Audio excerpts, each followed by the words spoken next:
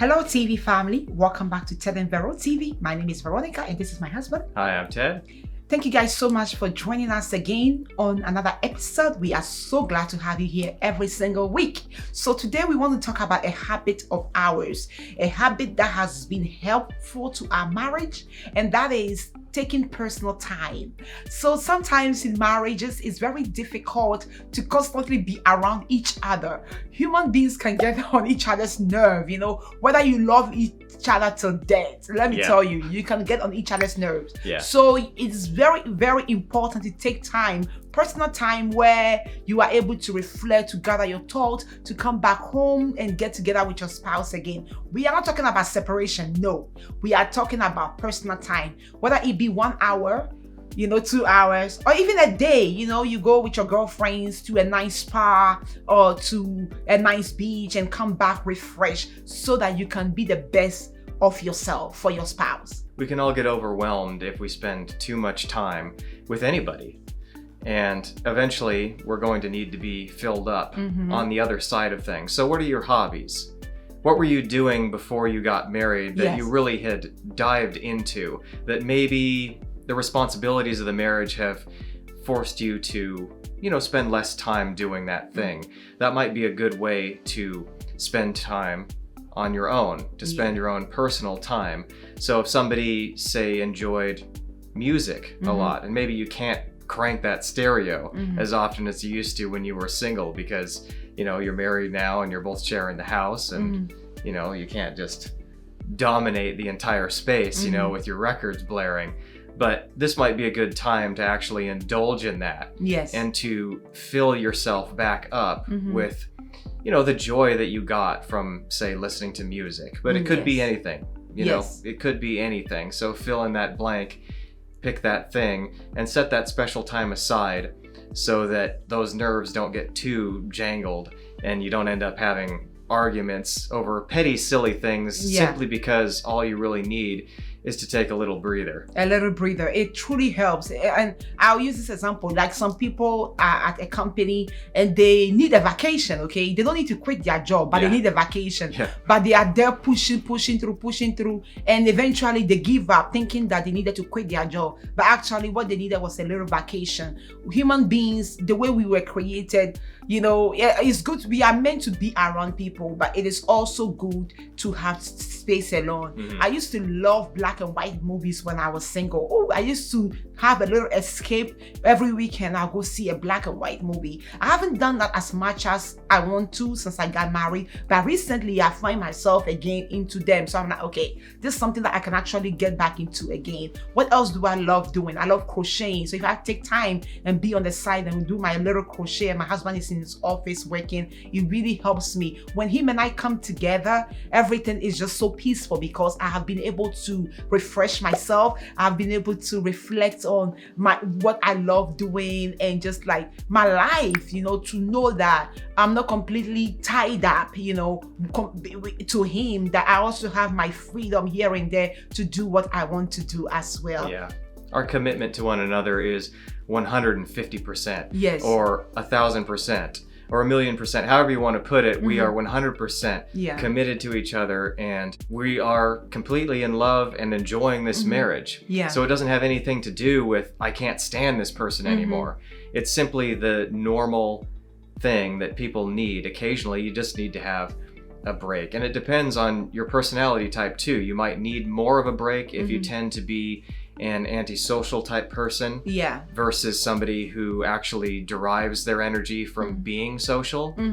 So an antisocial person, obviously, instead of being fed when they're in a social environment, it slowly drains them. Even if they're enjoying themselves, it will slowly drain them faster than someone who is a very social person who actually gets a lot of energy out of being around a bunch of people. And so, their reserve is going to be going down maybe arguably slower. So you just have to communicate with your spouse.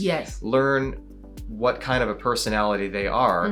Be sensitive to that, respect that, and give each other space when necessary. And the good thing about it is when you come back together again in an hour or two or whatever it is, or maybe a whole day, like my wife was saying, you're actually going to be recharged and that much more excited about being with your partner because you had that break. It's like coming back from a vacation. You dive back into the job, and now you suddenly have this new inspiration for the work because you were recharged. Yes, that is so good.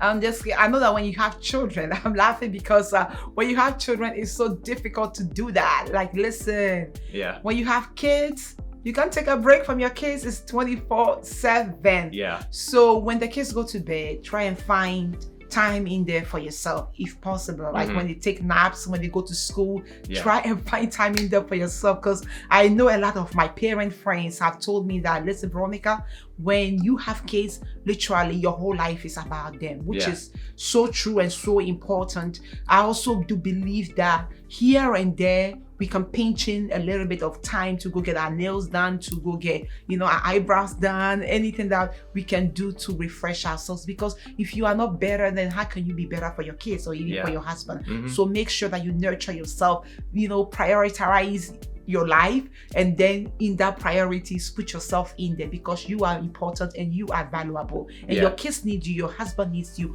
We need you to be whole. So if being whole is you taking time for yourself, then do that. Like Ted was saying, communicate with your spouse. Don't just get up and take a day off without your husband knowing where you are, or take an hour and when he's talking to you, you are ignoring him. No, tell him that, hey honey, so once a month, twice a month or so, this is my personal time. I'll be going here to do this. I'll be going here to do that. And so that he's aware, and you guys are both on the same page. Communication is the key to all this. If you don't communicate and you get up and go and do what you want to do, eventually you pull apart, because he will tell himself that, okay, she's gone, I'm going to go. Or he's gone, I'm going to go too. But if you communicate and you both know what you are up to and what you are doing, it would truly, truly help you.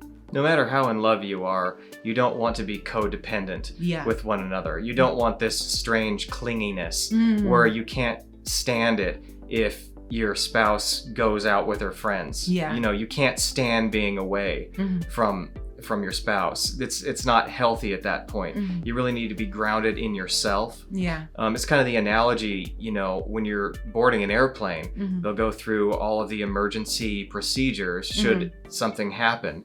And the idea is that if there is an emergency, what you need to do first is get the oxygen mask on you first. For you. It's not selfish, but if you don't have oxygen, you can't help anybody else either.